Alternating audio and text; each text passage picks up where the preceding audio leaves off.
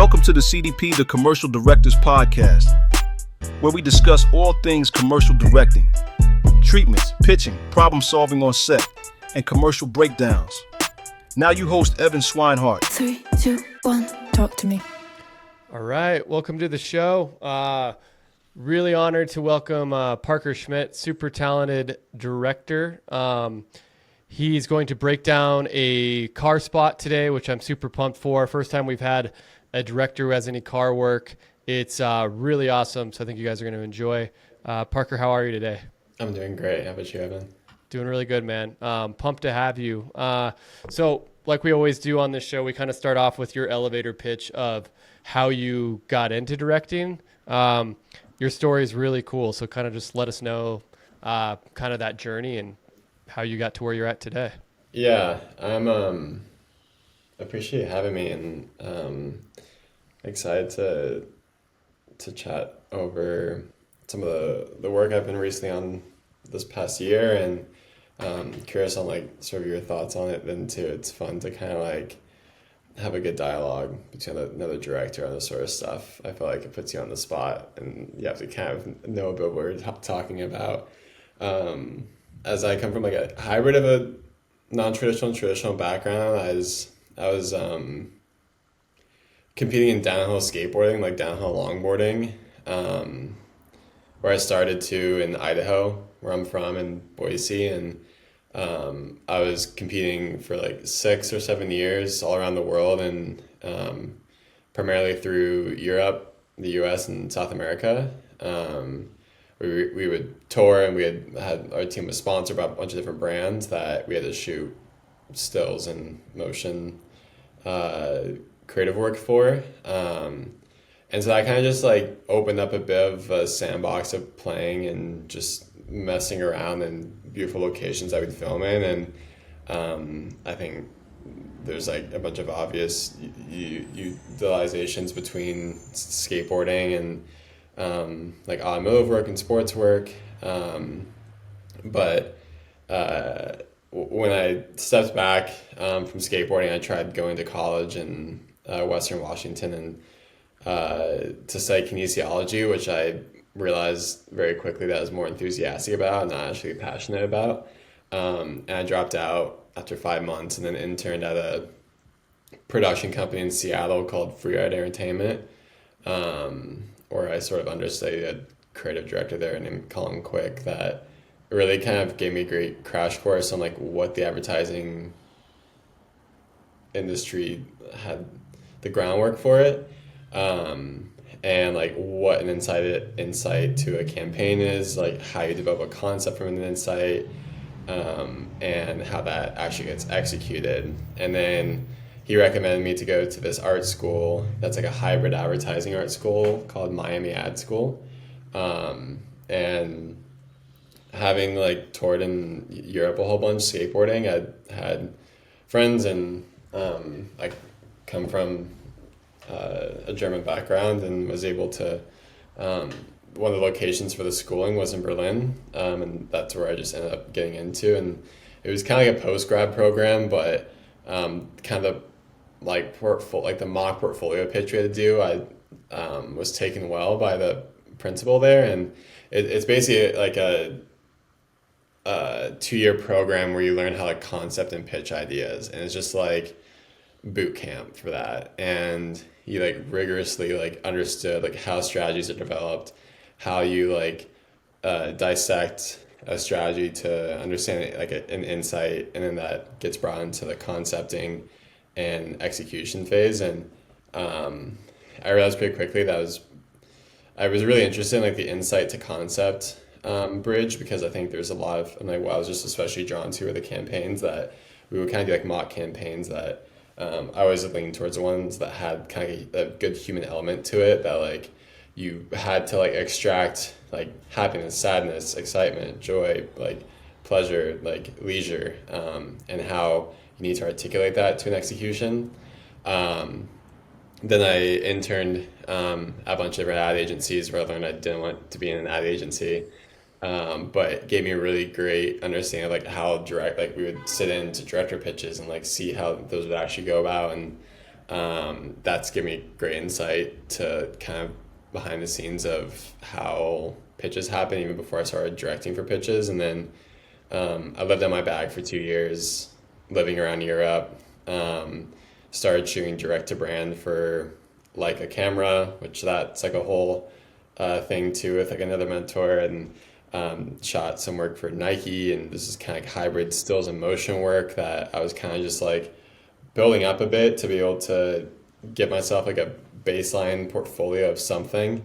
I lived in Portugal for another year, where I started surfing pretty terribly, and then I've now been in LA for 3 years, where I've been working continuously through Europe, recently in Asia and the Middle East and the US, and be it in LA or Texas, New York.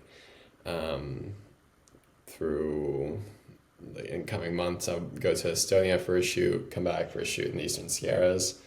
And yeah, I think what usually just encapsulates all of it is that it's a lot of the projects that I think have a good like human element to it that for sports I can approach authentically, that has this like unique human element that you have to really dissect and like understand where you have to push it or pull it, if it's more in your face and like loud, or if it's more like restrained and poetic. I think draws a lot from my background in skateboarding and just the interest I have, just the books I read and the experiences I have.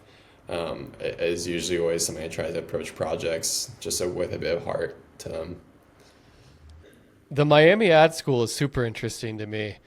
And I think super smart on your end to go to ad school. I mean, maybe you didn't know you wanted to be a director when you went there, but I also have an advertising background, and it's kind of how I got into directing as well. But I think it's huge because you kind of know what creative directors want, what brands want.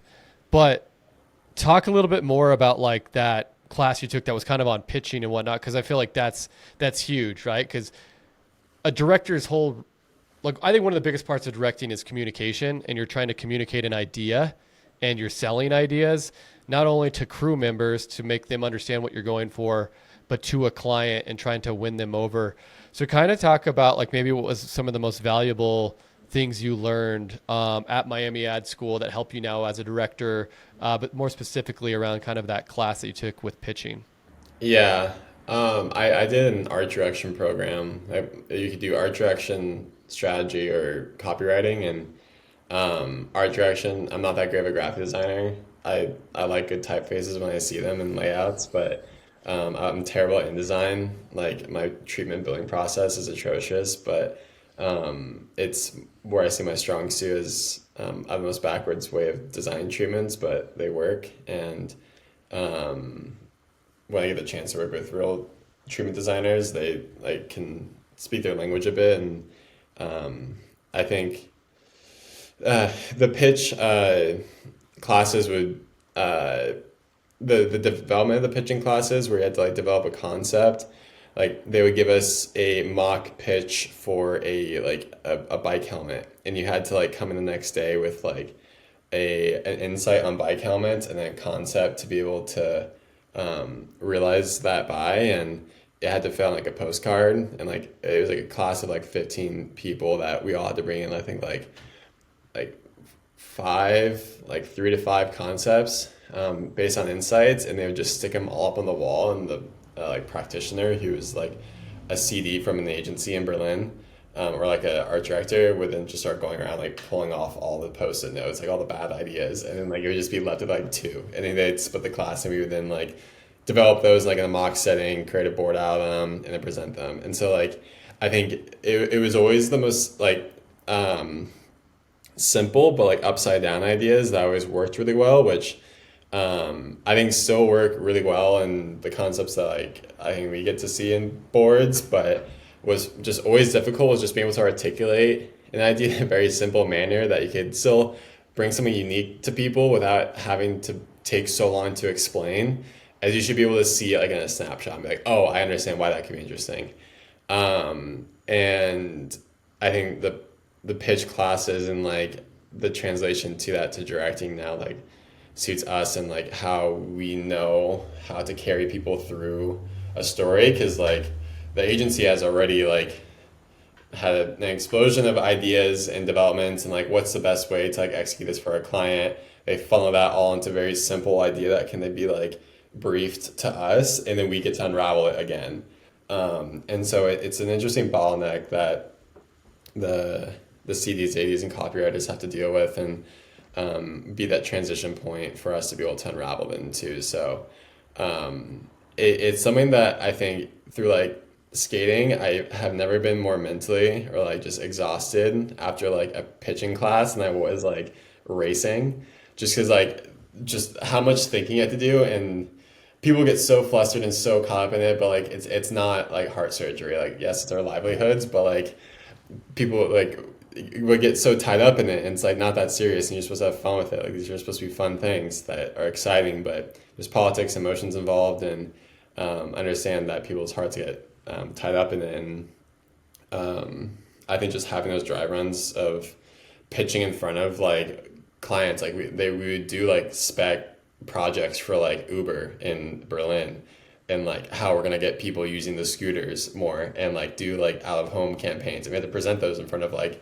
Uber. And then we also did the same with like Mercedes and Antony, and that kind of I think got me over like just the first hump of getting nervous in front of like pitching to a client. And now since I started doing that, the pitch process and like presentation and the treatment development feels like a strong suit. As not even that like you're not naturally like born with that, maybe as like a good person you can convince well, but like it's just I've had reps and like repetition and like a way to be able to practice that again and again. I think that's the biggest thing, is that like just I guess the failure process of just doing that again and again, just learning the rights and wrongs of it, was the biggest takeaway, and something that I've then tried to carry into like the process of what we have to do. Like I'll speak for myself. My first like commercial spot was probably terrible. It is terrible. Like I'm sure that you've evolved very well from your first commercial too. So it's like you see how well you progress, but like pitching, it's such a verbal thing that exists only in this one like period of time, that like was a 15-minute increment, like however months ago or weeks ago that you did it, and it can never exist again. But we at least get a little like time capsule of like our early portfolio that we get to like revisit and like see again. Yeah. But the pitch thing is such like a fictitious pixie dust thing that doesn't exist anymore, and so you can't really look back on it unless you recorded it, which that's just, I would cringe too much looking at early pitches or anything. But, Yeah. No, I hear you. It's like recording a podcast and listen to your own voice. I cringe Yeah. every time after I go back, and I'm like, am I really that monotone? Sorry, everybody. I'm just curious, not asking to give away too much of your secret sauce, but do you have any like good tips that you take into a pitch that you kind of like found, maybe something that always seems to work for you? Jokes are always really hard, and like I feel like I'm not that funny as a stand-up comedian. I think just always trying to be like these people's in these pitches, like it's a 30-minute window you get, like sometimes even 15 minutes, like, and it's hard to riff with the people and like hard to like get anything out of them because it's like a time crunch. And I think through some podcasts I listen to, there's like good ways to kind of like reel people back in. And what I mean by that is exactly like that. Like you just kind of need to like give people like speed bumps to be able to understand like, okay, we're taking a breath here. He's transitioning here. It's like telling just a verbal like audiobook story almost. Like you just need to give people like not just word vomit, but you need to really like block out how you're delivering this to them, not only like in your visual treatment, as people are mainly looking at the pictures, but like emphasizing keywords that are just like, okay, if I look at this page, I see this image, I see these 3 keywords, I get the idea, let's move on. Like these people see these like treatments like hundreds of times a year, and they understand, have seen a lot of it, so you can kind of speak shorthand with them a little bit. I also think it's always kind of uh,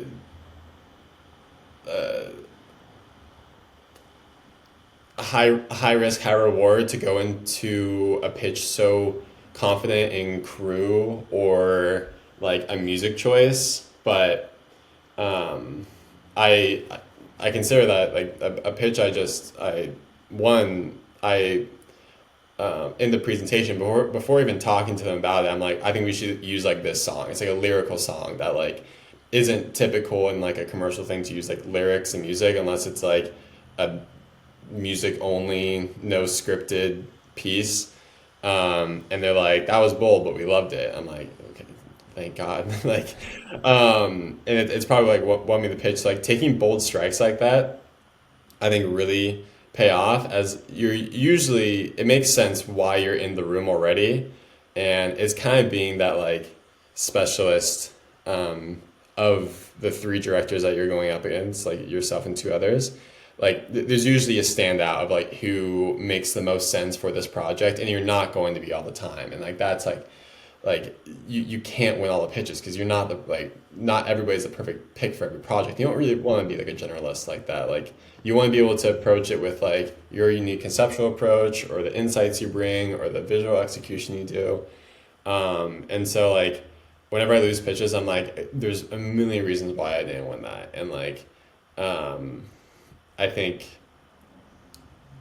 not trying to be like a chauvinist or like just trying to be like so like exuberant on pitches, like you can get people excited and like really hyped up on your idea, but it's also just trying to come to it as like a human, like a person, like not just speaking a treatment to them, but like like talking about them, like, oh, like I had gone to these events when I was a kid, and you can like have an anecdote like that, like, just to humanize yourself, because like they have probably just seen your portfolio, maybe you had like a vibe call with them before, but just trying to break down any formal barrier is usually like the path of least resistance to be able to get them on your side a bit, even if you're maybe not like the obvious choice, you're kind of the wild card at some points. Yeah, yeah, for sure. And I think that's good advice. And something that's come across quite a bit on the podcast is kind of this, specialization, kind of like knowing where you fit in and really honing that skill, or like, diving into that and trying to represent that the best you can and make sure like you know how to sell that aspect or style of yourself. So let's dive into your style. You mentioned, that you were a downhill skateboarder, which is insane. And if you ever come out here, there's an awesome place to do it. I got to show you on Lookout Mountain. So, and we almost were going to break down this really cool downhill skateboarding spot that you did for a sunglass company called Chimmy. Is that how you say it? Yeah. I almost picked that one, but we haven't had a car one, so that's why I went with that one. So talk about how you developed your style. You've mentioned that it kind of comes from your your kind of sport, but talk more about that, like how you developed your style, and also like what is your style.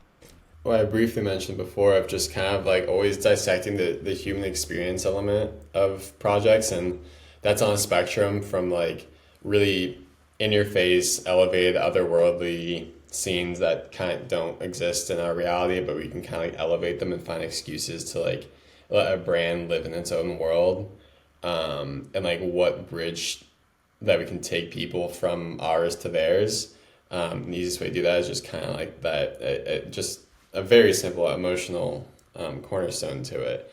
But that can also be very much like dialed back to something that's like very much rooted in reality, like understood, but is a bit more poetic and soft and beautiful. And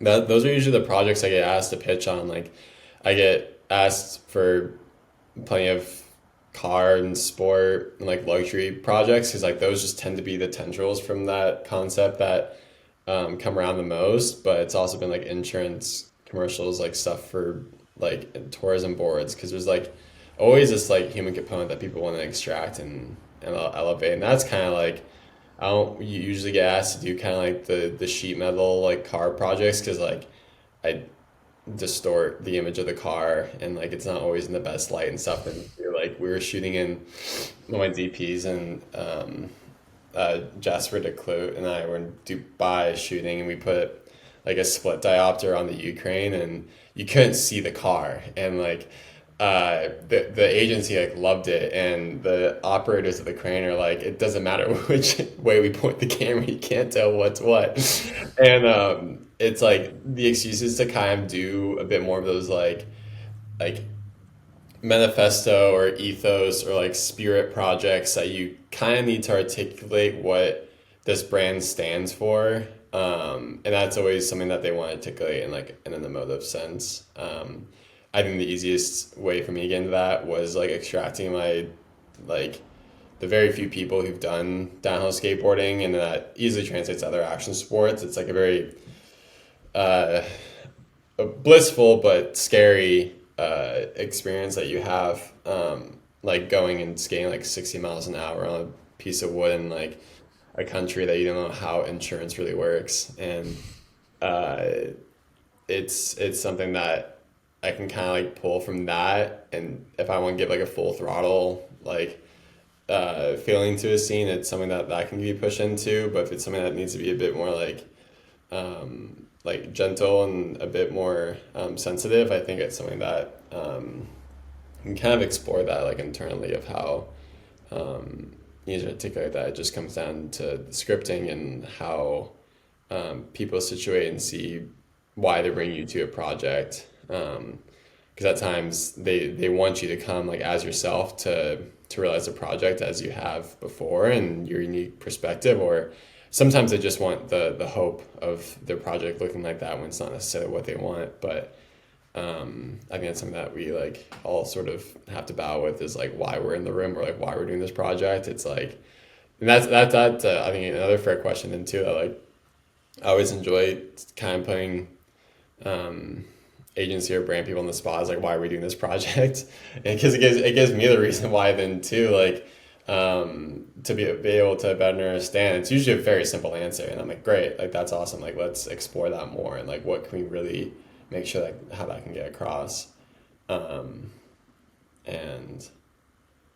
yeah, I don't know, do you have like a battle between like the generalist and like the specialization, like Yeah, I mean, it's personally something I'm struggling with a lot right now, because I wasn't, in-house at a production company. I just kind of did everything, you know what I mean? And I started my career and I was kind of doing a lot of like outdoor sports stuff, and I kind of got labeled as the outdoor sports guy. And I don't know, I just like didn't want to do just that. Cause I just started getting really repetitive. And people were hiring me for a style, but like I personally just was getting bored with it. So like I kind of changed it, but as I've like transitioned to more like freelance, I'm finding I need to specialize more. So I'm kind of trying to figure that out, because I think it does get you more of the work you want, if you can like really figure out what that specialization is. Because right now I am getting boards for stuff like all over the place, and it's like, do I want to do this? Like it's kind of boring, but like the paycheck could be nice. So, I've talked to a couple reps and kind of different people with production companies I'm with, and they like that I can touch a lot of things, because it's like easy for them to pitch me for things. But and I have enough work for that to happen, but I don't know. I'm still trying to figure that out. Like mostly on this podcast, I've talked to specialists for sure, and they're all killing it like yourself. So I feel like specialization's the way to go.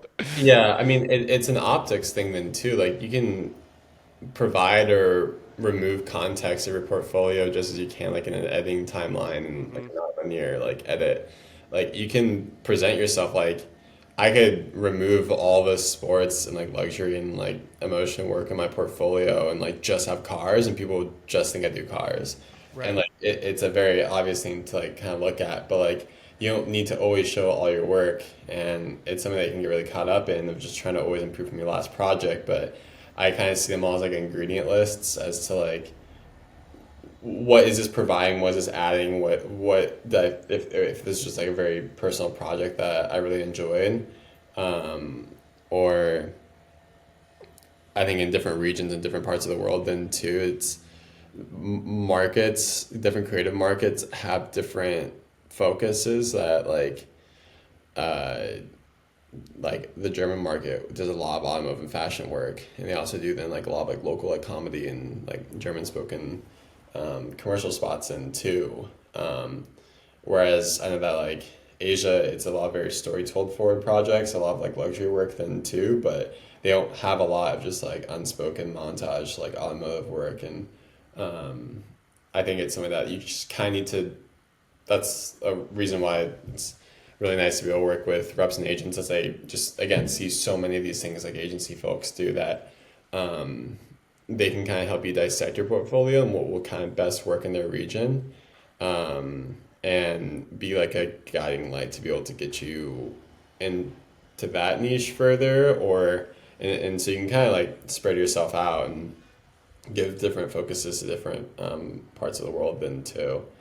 And yeah. Yeah, let's talk about that, because you have a lot of awesome representation. So, are you okay if I name them all here, or do you want me to just? Because you're in the U.S., you're with Florence, Canada, Rodeo, Germany, Doity. I don't know if I'm saying that right. Sorry. Asia, Sweet Shop, Scandinavia, Taro, Australia, Mojave, Austria, Hoven. Yeah.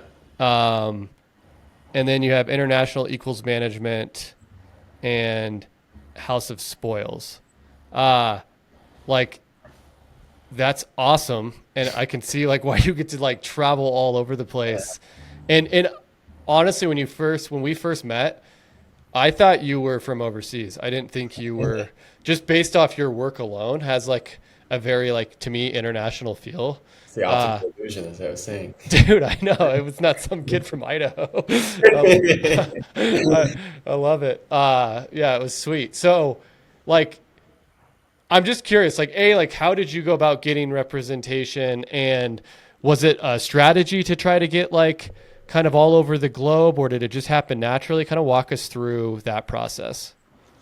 Like, fortunately, like, I mean, like any director has to do, they're like cold reaching out to people, and like you're trying to get your foot in the door and just be a ping on somebody's radar, which is 100%, I think, just the first step to just become a familiar name. But all the reps I'm with now were ones that ended up reaching out to me that I had a personal relationship with, that I've either pitched with, worked with, or personal friends with. I first started working with Hoven when I was in Europe. I was in Austria.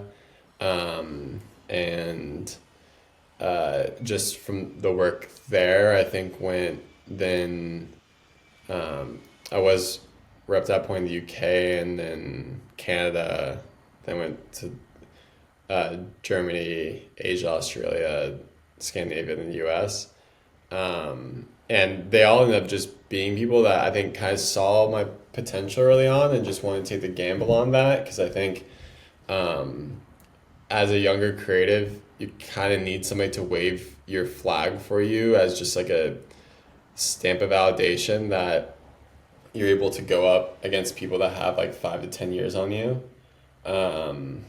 And it just kind of gives some assurance, as like that's like what you kind of lack when you're a bit younger, is like you just don't have like it's a safety net to operate with like a bit older of a director and somebody who like has proven track record either with the agency or in their portfolio.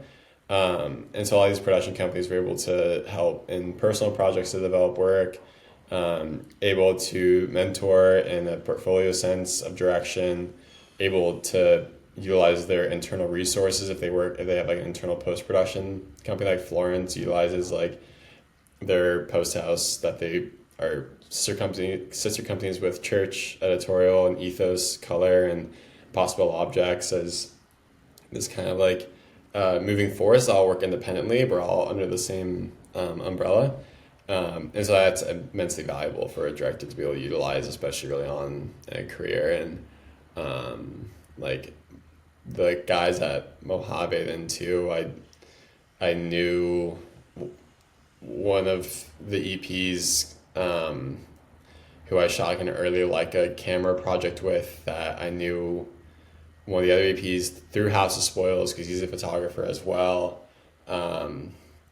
It's just like this spider web of like kind of friend connections and people that I trust and believe in their taste and their understanding of where I'm at and trying to head to. It's a really fortunate position, and I don't take it for granted. I appreciate all of them, and like they do incredible work, and it's a bit more of a long term build of a relationship of where you see growing with these people, as you have to give them as much trust as they give you, as you kind of move as a larger entity, to be able to secure greater projects that maybe necessarily couldn't grab on your own as a freelancer, because there is, I think, a quality and difference of just scripting between freelancing and that goes through agency to sales reps, and every production company usually has a freelance network that they're able to utilize as like a just production companies want to win the projects, and so they bring on the people that make the most sense for them, be it who's on their roster, who's freelance. And they need to see all their directors as good specialists, that they can be able to have enough specialists to kind of always have the opportunity to go for every board. But it's something I think is great to be able to have as people to lean on that you trust and like understand. They understand your strengths and weaknesses, and you understand theirs, so you can anticipate or lean into them when you need. And it's the way I think that makes the most sense for me then too, as coming from like a sponsored skateboarder background, that it feels very familiar to what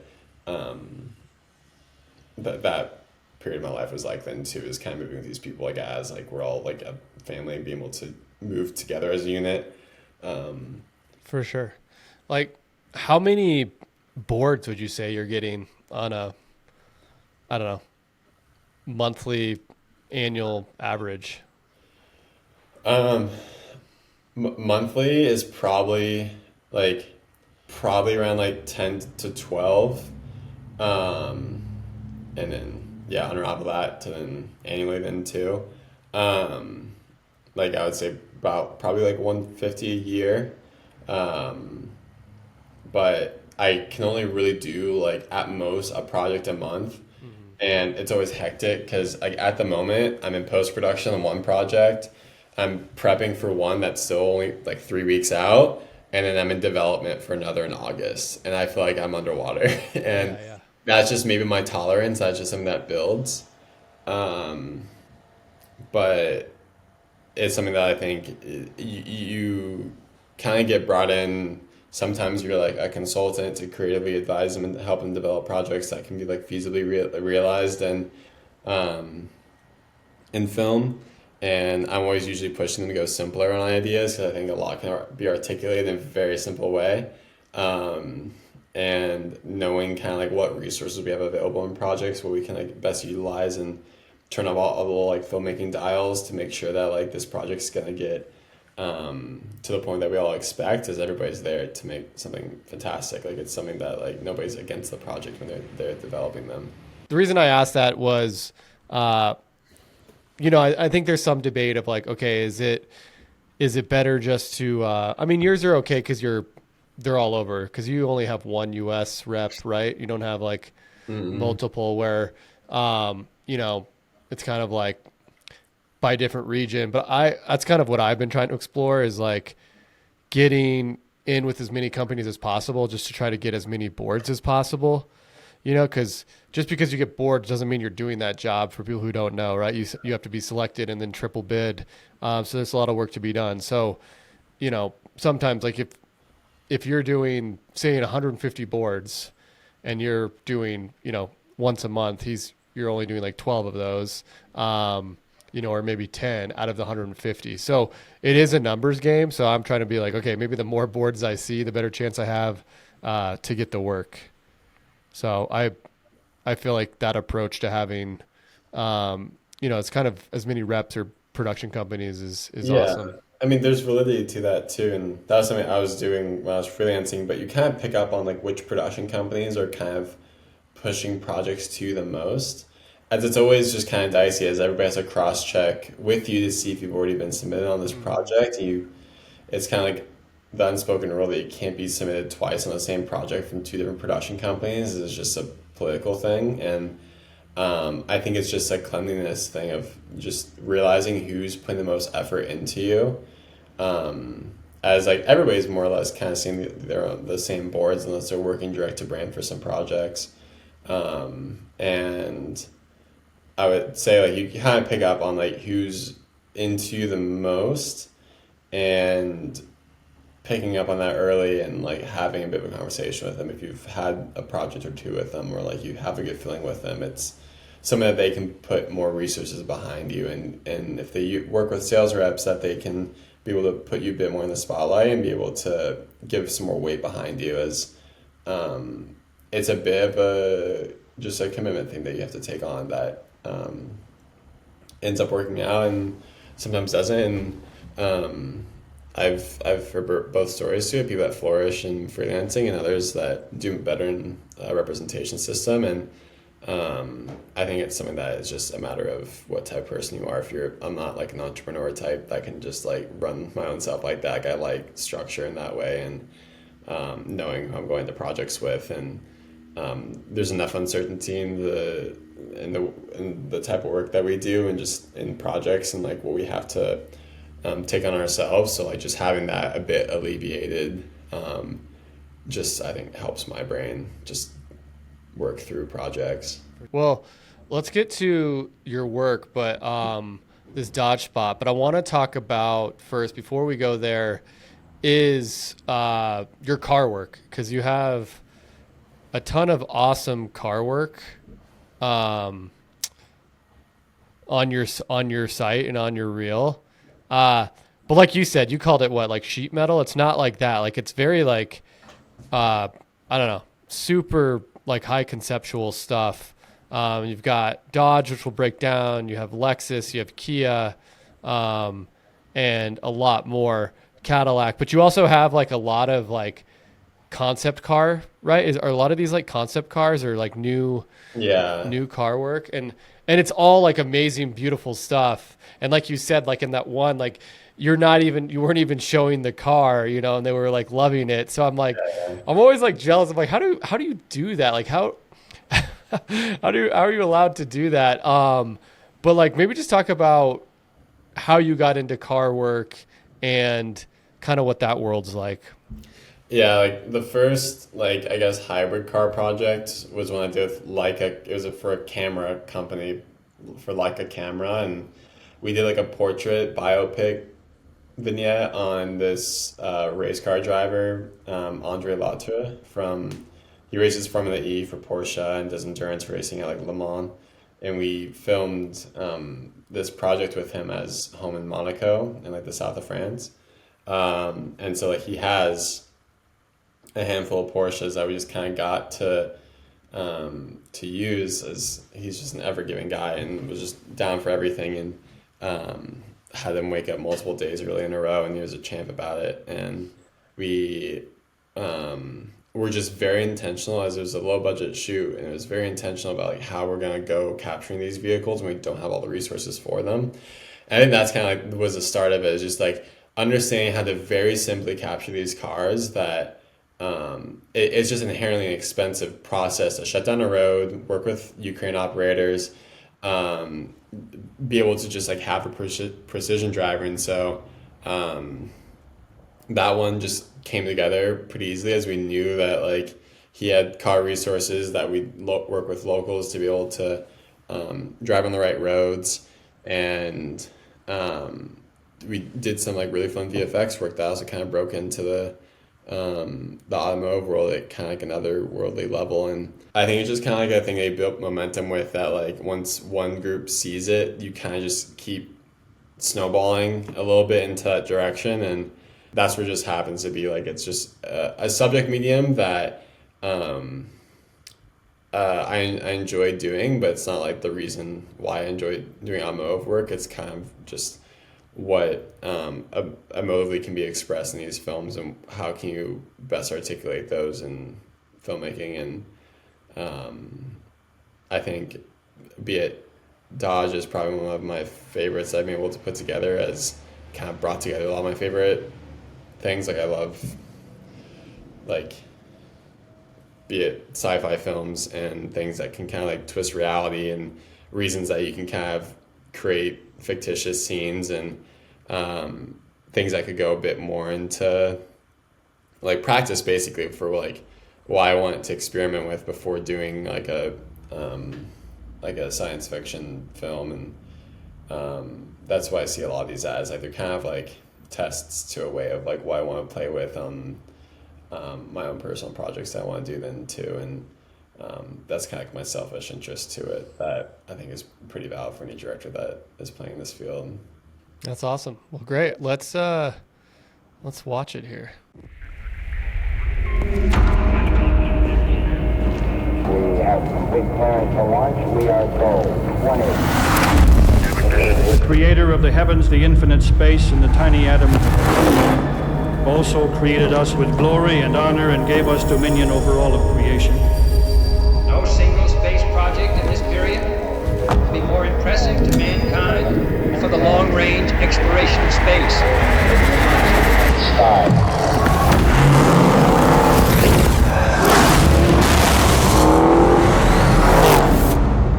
As we reach out into space and move back the boundaries of the unknown, may we do so not as enemies,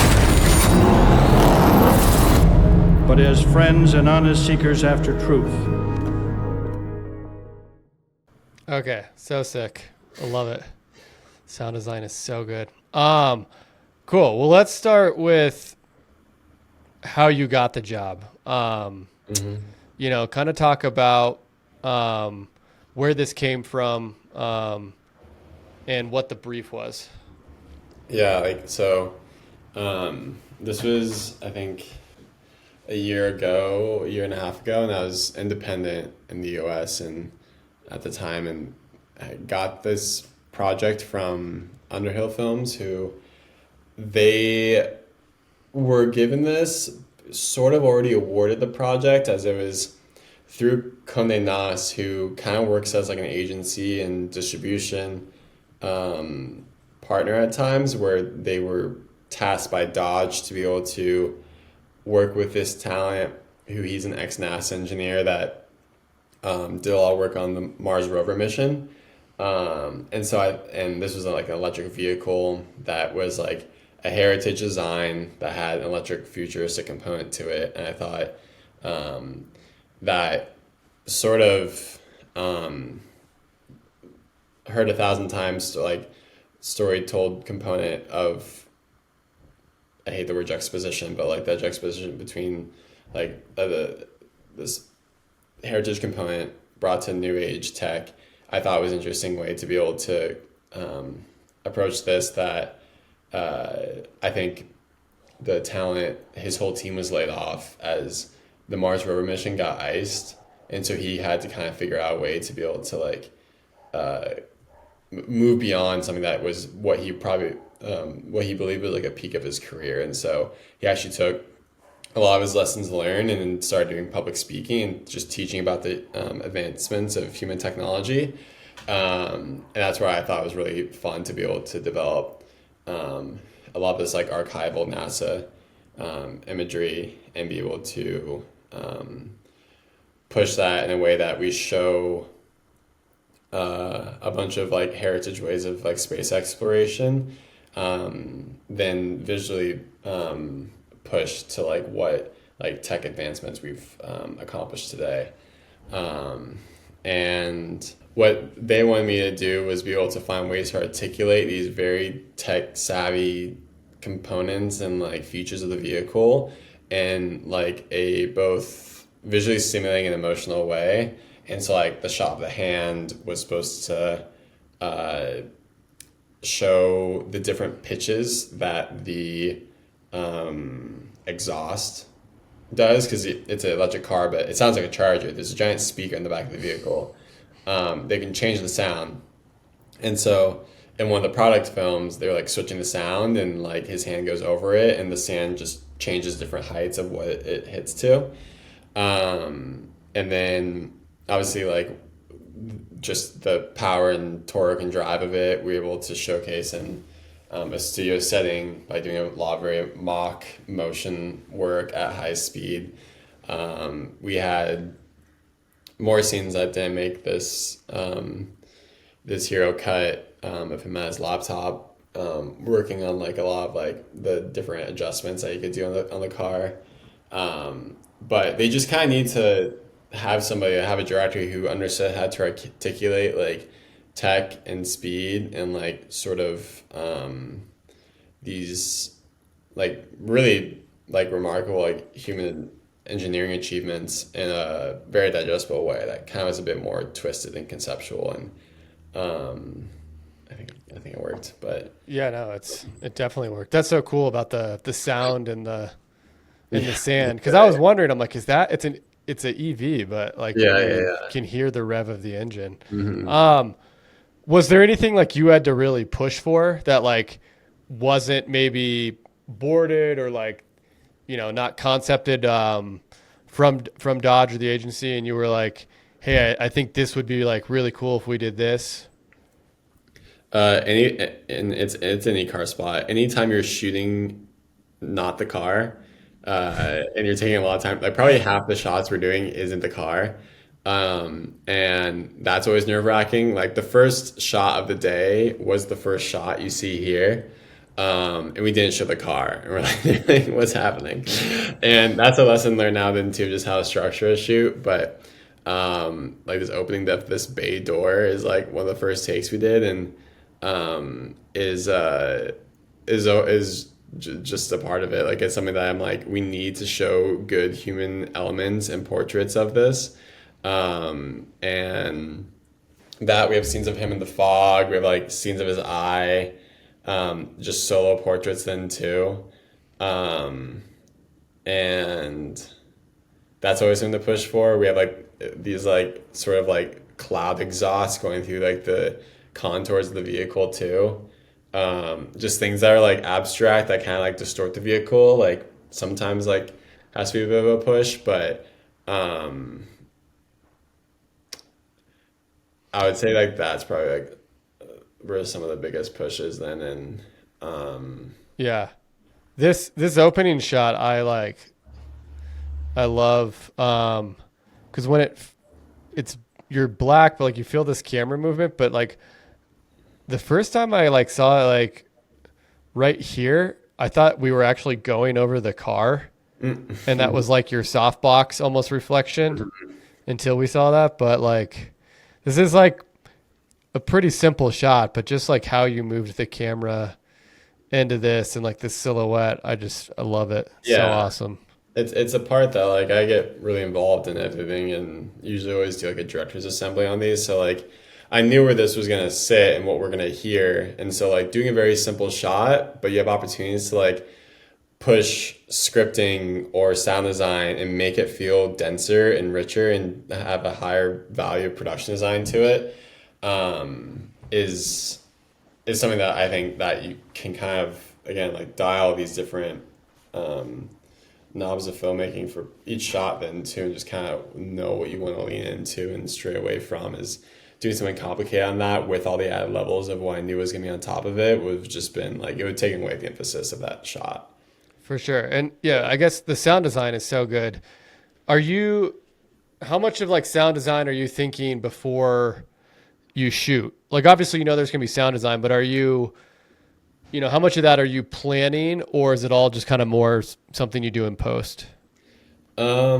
I know like the soundscape of what we'll be living in, like music is one thing that I really want to have in my brain, is like sometimes we're even like playing it on set, or I have like a playlist that like just kind of like works in that sphere. I listen to a lot of like boring ambient music anyways too, and that's something I always lean into. And I mean, you're leaning into your tastes. That comes from like casting of what like men and women you just like find like attractive and like complimenting to the scenes, and like who fits this kind of world you're creating in your head, like who like what guy or girl would like look the most beautiful partner with this guy or girl then too. And it's like you do the same with music and wardrobe, and like that's where your taste sort of comes from, is just like your personal like flavor. And so I have a certain like soundscape I like playing in that. Again, this doesn't work with everything, but that's where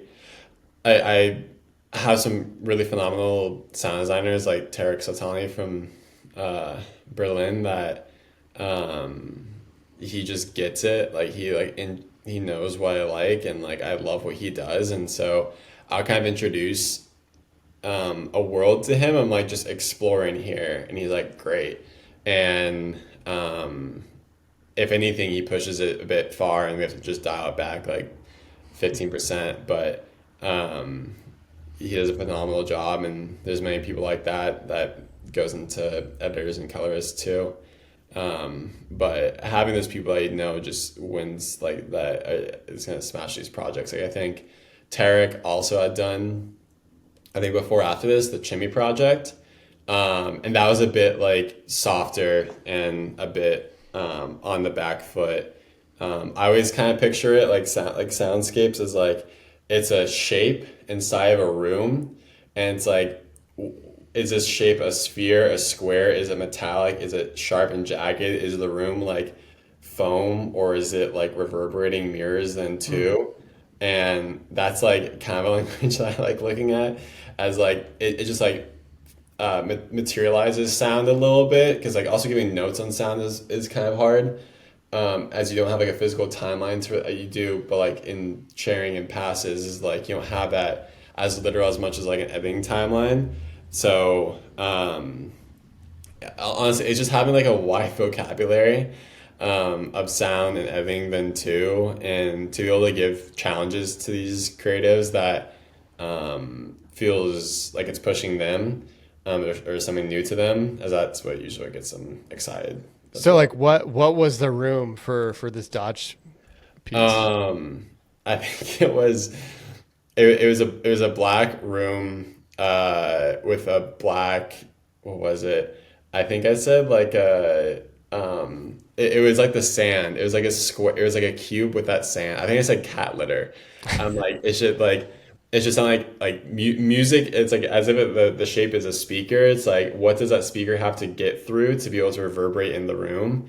And then it was a concrete room with like a square that was like powdered in cat litter. It's Yeah. Like, it's stupid, but like it kind of like materializes a bit. I guess I like the sound of cat litter then, because I really like the sound of this. What about your transition, especially with the archival footage? Is this something that you had already pulled all the archival footage and knew what was going to go in, and you planned your transitions around it? Kind of take us through the transitions and archival footage. Yeah, we pulled the archive before. We're able to like make a mood edit with the archival before and kind of like introduce a soundscape and just sort of play with that. It's like that's me like building it out a little bit, and then like tossing it to an editor, and they're like, "This is bad." I'm like, "Yeah, it is," and they're like, "All right, make it better." I'm like, "Great."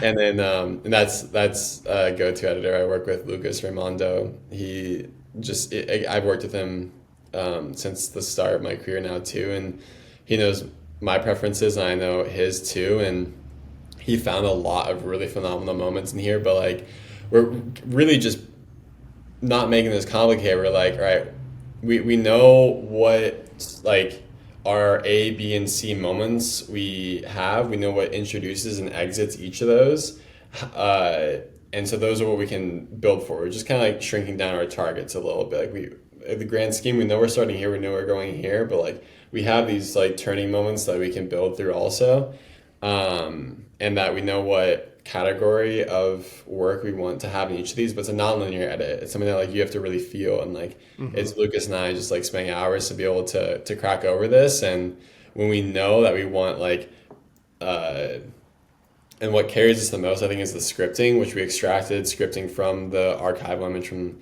the speech from JFK that and a part of it from, I think, his defense secretary at the time, that we knew where we wanted those to land as well, and didn't want it to be overly abundantly wordy. And so we just had like, I think, 3 moments of actual script,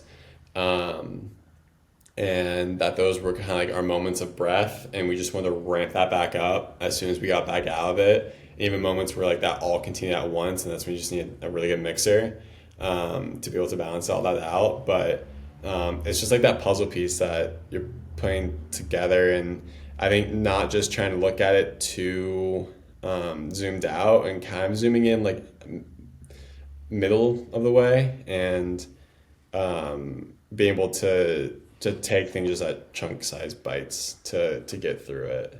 For sure. I want to talk about this shot. Like there's so many moments in here. I like absolutely love edits like this that just like go, but then it's always, there's these cuts between the cuts, you know, or frames between the frames. I kind of like to explain it like to clients there's these quick moments that are so fast and you almost can't even tell what they are, but they like kind of hit you in the chest and they're super powerful. And you have so many in this, like this one is so cool where it's like this thing takes off and it's like he's getting kind of like blown away in here, you know. And then there's another one up here somewhere where he's kind of like silhouetted in this profile. Mm-hmm. Yeah, right there. Like it's just so cool. Is that like something you plan for, or again, is it just you're in the edit and like you said, it's just pieces of the puzzle that are kind of falling into place? It makes me a bit nervous trying to leave things in the edits. Like a lot of these like inserts and stuff were storyboarded for, and everything here really was. And like I that's something I drew from the schooling, is like I love art direction and trying to like enrich or like even pull out life from some shots to whatever they call for. And I'm a sucker for atmosphere and smoke, and I think it can be utilized in a lot of situations, which I'm happy about. But similar to like how you have a soundscape, I think your visual scape, and like kind of what materials you're working with and like what things make sense together. Like I think if you blasted this smoke next to those plastic sheets we had in the back of the production design, the wide shot, they kind of look good together. And it's like all these things could kind of like work together then. So we built a visual landscape that I think all fit in the same world together.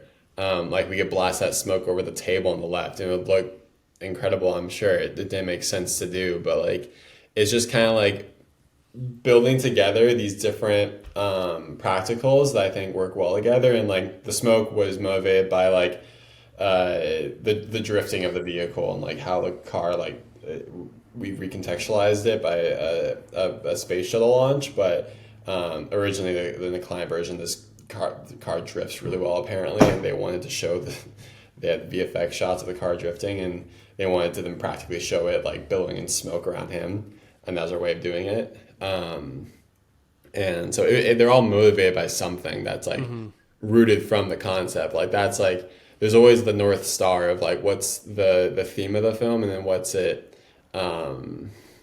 how are you unraveling that conceptually, and like everything kind of needs to build back to that. And it's a nice checklist to always like remind yourself to look back at why you're introducing these elements to it. And it's something that briefs nice, like the art directors and the production designers, the prop masters, and everybody needs to get involved so we all kind of know what world we're exploring together. When you were working on this or shooting this, were there any problems that like came up that you had to like quickly problem solve for, either like on set or in post, or sorry, in maybe pre-production? This was a 2-day shoot. I don't think we had a pre-light, if I remember correctly. And so while we basically shot that opening shot of him at the bay door, we were setting up the softbox that sits over the vehicle now. And then we send all the production design. So already knowing that we're like losing 3 hours of having the pre-light on the day, we're like, all right, well, how can we optimize this time, and how can we just make these shots simple but still be enriching and say what we wanted them to say? I would say that would probably be the biggest complication, or like sort of like hurdle we ran into, but we knew it going into it, so we were anticipating it. Like there's nothing really on the day. Actually, the driving shots in like the later half and end, we had 15 minutes to do because it was Oh my like, gosh. we have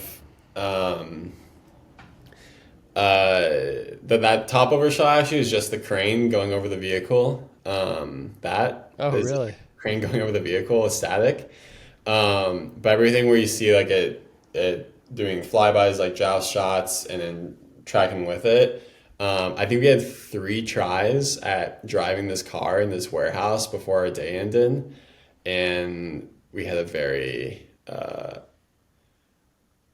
MacGyvered pursuit car set up that I'm surprised worked, but knowing what our restraints were, we worked with it, and I think we shot them at like 18 frames or something, just to punch it a little bit more. And then Lucas, being the crafty editor that he is, like pushed even further. And but my DP on this, Maritsuta, he's so savvy and understanding just kind of these emotional drives and scenes and how to articulate that, and his philosophy, his movement, his coloring. And so he was very understanding of how to kind of like simply approach each of these scenes to say what they need to say, but within the parameters we had to work with. Yeah, so where did you shoot this at? Out on a sound stage outside of New York. Okay, because how big was this warehouse you were in? It's like a football field's length, maybe. Okay. Like, not maybe from like wall to wall, but like maybe like 60 meters, like 70 yards or something, into like something that in that range. That it wasn't big. Like this was like, yeah, it was a decent sized warehouse. Like I could probably just throw a ball across the warehouse the longest way.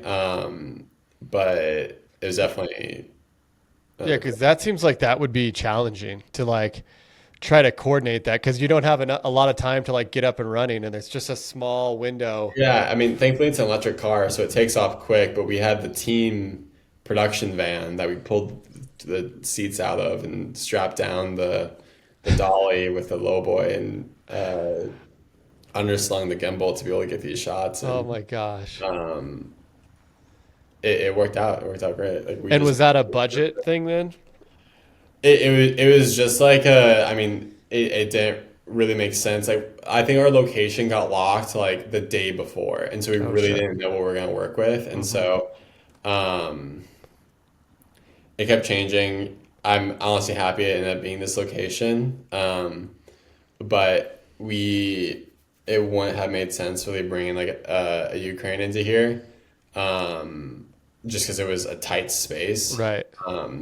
Like our minivan is like probably then is like going down this like closer side of these poles, and then just to the left of the van is like where we had client and like the desks and stuff, and like wardrobe and makeup and stuff, and we just had the minivan ripping by it, and it was tight quarters. And so like honestly it kind of worked out. Like probably a block arm on some rig would have been better. Like we tried to find like an ATV, like a go-kart or like something to that extent, but the floor was also kind of uneven, and so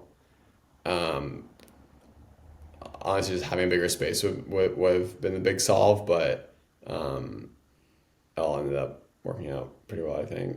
Yeah, that's awesome. Yeah. Well, let's talk really quick about the voiceover. Was this something that was scripted by a client and whatnot, or they kind of knew what parts of the speech, or was this kind of like, you bringing this to the table?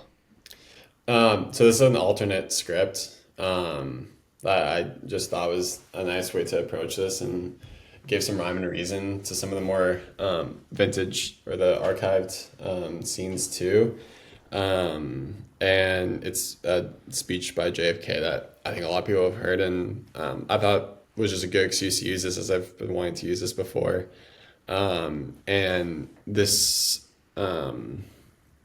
was public domain, and I enjoy just researching and finding archive scenes like this, so I always kind of have like a going arena board is like where I pull a lot of these works that I can kind of bank them. And I had just that sitting for a while that I'm just like, I want to use this at some point for when it makes sense. And That's awesome. this is the kind of the first project that I did for. Well, I want to show some BTS here, but maybe while I'm bringing that up, is there anything else that you want to like talk about that you think would be interesting to kind of go over with this spot? No, I think the BTS would be pretty good to take a look at. Okay, cool. So here's your pre-light, it looks like. Yeah, this is basically what we're looking back at while we're shooting like the opening bay door shot where we had, let's say 2, 4, 6, 8, 10, 12 panels on this box. And it's always a matter of how low the ceilings are to be able to work with enough of the spill from the lights and making sure that it works well in the car, as that's always just I think negotiate with clients on just how, if they have parameters for how the car needs to look with light. Thankfully this one there wasn't, but a lot more like studio forward projects, there's a lot of like just things to take into account with like the angles of the light and stuff, but this is one that we could put the design of the light first. That's cool. Space then, yeah. Yeah, because that's what I was going to ask. Here's like another big overhead softbox was, this video, here we go. Like you were talking about with lighting, do you have like a certain approach you like for lighting vehicles, or is it different every time based on client or car? The DP knows best. Yeah. Usually my response. And yeah, it's interesting of just what reflections you really have to work with. Like the color of this car changed probably 4 different times, and I'm so happy it came out to this like off-white. Yeah, As sweet. it was gonna be red at one point, which would have been fine, but then like black was another one, and black is just gonna it's a mirror. Yeah. Like it's gonna show every little thing that you see on our side of the world here, like on the other side of camera. Which would have been really tough. It's mainly just figuring out, like you see there's like a little like slash in that back tire. There's like a little like highlight point. It's kind of figuring out how reflections work on vehicles and how to best show kind of like the shoulders and the waist of the car. That's just what I've learned. Like that's just like Yeah. You mentioned kind of this plastic wrap. Like, was this, was this kind of your art direction then back here? Yeah, and this got put back and forth. Like I think it worked well to diffuse a bit of like the tubes we had in the deep background, but I always love this plastic. Like it's such an easy cheat code if it makes sense with the kind of the world you want to live in. But this set was supposed to be kind of like a more contemporary Fast and Furious, and so I kind of thought that this sort of like Dexter type murder scene plastic would be cool. I think it just adds nice shape a bit to the fall off of like the scene, then too, like it just needs some sort of background that made sense for the space. Yeah. It's just such an easy hack. Like it's one I really enjoy. That's super smart. Yeah, some of our smoke's always such a headache. Like it's never it's so temperamental. And we had like 3 smoke machines on this that we worked with, and that was sort of like how we got some of those inserts there. I think it always looks great. Like it always ends up working out. But smoke itself, there's a lot of characteristics of smoke. Like I remember on this, one of the machines burned hotter than the other, and so one looked a lot cooler. Like you can kind of even see it in the monitor that like it just, I mean, even the top of the smoke, it looks blue and cool at the top. And that's just a thing that like it was the same liquid, but just 2 different machines. And so like how they wisp and how they fall and how long they last and what temperature they kind of look at too. There's always things it's a good thing to test. It's always good to test and to see what they actually do. This was the sand that we used. It was like a specialty, like it wasn't like a speaker. It was like a frequency like plate vibration that like they use for visualizing sound, and so I just liked it more at the angle. I think you also just caught more of the particles, but if you look top down on it, it was making different shapes. That's cool. Which I really liked, and our director Lucas did a fantastic job on sourcing this and figuring it out too. This is us sticking the crane in the back for that fall through shot and through the back of the door.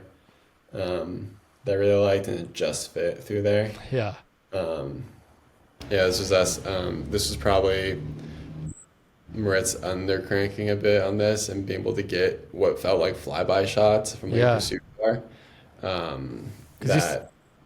Sorry, you said you shot this at 18? This probably is more like a 12 or an 8. Dang, that's crazy. But that was just ways that we knew that we could utilize those wides and be able to come into like tights to be able to get what felt like that they were like very tight, almost like how's the camera at this position sort of scenes, shots that we could utilize just to drive force more. Let's go to the kind of lightning round here as we wrap this up. So just kind of like quick hitting questions. So number one is like, what directors inspire you, or like maybe who are you really into right now? Somebody who always has like open ears and open eyes is Nina Meredith. She's a phenomenal creative that did a beautiful Netflix doc this year with Hope Solo that she's just a wonder to chat with, and just unfiltered about everything of opening up about the industry.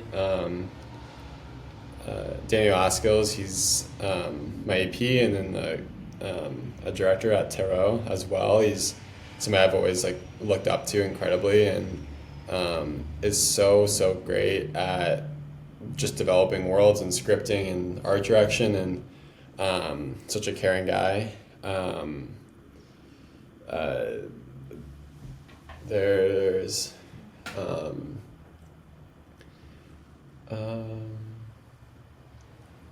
it's always when you ask these things, that's always the hardest to remember. Yeah.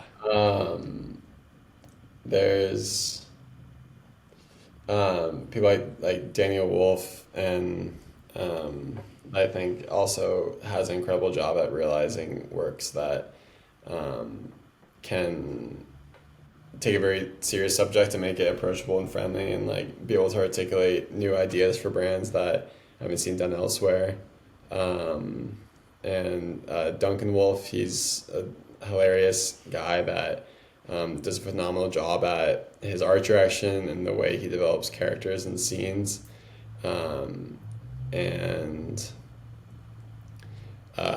Like good buddy Cole Borgstad, he has a phenomenal tone to like more art house films and the caring like understanding for post-production process too.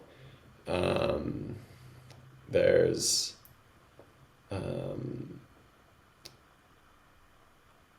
Mara Whitehead too. She's a phenomenal director and friend nearby here in LA that is just like tough as nails and knows how to go all out for outdoor films, and is very authentic to her medium than to doing crazy kayaking and rafting trips on her own. Okay, so what inspires you outside of directing? My friends mainly, like in the my mom then too. She's an incredible North Star of just understanding the world, and all my friends I'm surrounded by here in LA, we're all in the industry, and so we all really lean on each other to navigate what we do. We all also blow off steam and go gravel biking and surfing and snowboarding together, and it's like an incredible fortunate thing that a lot of people I think in LA get to utilize is a lot of the people that we work next to also are people that we hang out with, and it's just like the best way to grow up with these people is genuinely just being friends with them too. And I think just like the thoughts and experiences and wisdom that we all uniquely experience our own ways and be able to have is just conversations and thoughts that we can develop further just from the books we read, the movies we watch, the places we go then to cross-pollinate really, really well. Like what tool could you not live without? So this could be for pre-production, production, or post. Arena and Milanote are probably the two that like Arena for like specific inspiration, but some else like unique, just things I've read and seen. And then Milanote is just like how I just breathe sense and rhyme and reason to projects. I think have the two pairings I can't live without. Every show, like we have the previous guests leave a question for the next guest. And so the previous director asks this: how do you stay grounded on set when things go wrong? I think it extends into kind of like what I was saying earlier about approaching people like as a human, not that you know everything.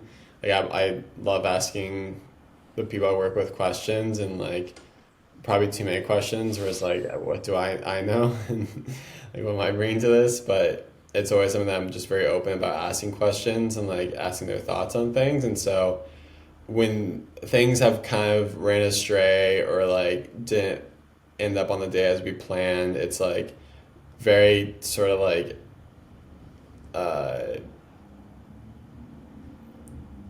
modestly coming to your kind of heads of production and being like, what is this all that we can have this for? It's like everybody there again is there to make something incredible and great, and we all are there on the same team. And so I think that's a very strong element to have, is just always have the united as one team, as it can kind of get into like productions on one side, clients on another, agencies on another, brands on another. It's like you all have to kind of be in it together, and that I think really easily then like you're gonna solve the problem in seconds if you have 12 minds thinking about it, where it's gonna take you valuable minutes or more time if you're just trying to think about it on your own with one other person. And so I think it's just always thinking about like you're one unit moving together. You're not many on your own agendas. It's something to come very transparently and modestly too. All right. Well, Parker, that was really fun. And I really appreciate you coming on the show. And I can't wait to see what you do with the rest of your career, because it's already off to an awesome start. And yeah, man, it was a pleasure to talk to you, get great insight from you. Where can people find you? Like socials, website? Yeah. Through my reps or my website and Instagram. It's just my name, and yeah, that's where I like showing just different parts of the process and just stuff in my life that I find interesting and worth sharing. It's not everything, but it's the things I think that people will enjoy and take something away from then. But yeah.